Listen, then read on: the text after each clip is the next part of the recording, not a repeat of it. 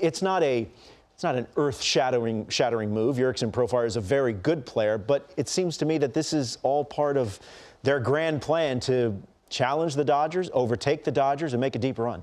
It is, and I think the key word here, Roflo, is depth. The Padres are building a team that's good not just at the top of the roster, but deep. I'm talking about the rotation, and now a guy like Profar, as you mentioned, can play multiple positions. So I think when you look at the Dodgers, every year, the last couple of years, I've said they're the deepest team in baseball. They win because they have elite talent, but also because they're so deep.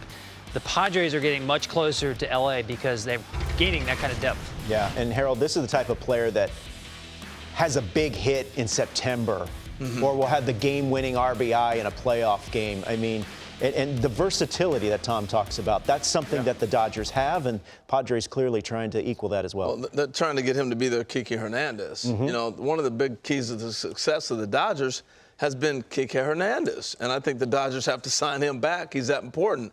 But the Padres look at Jurickson Profar as that type of player, and he's also a switch hitter. He can run. He can play different positions, so he fits really nice with what they're trying to do. And more than anything, I think he's found a home.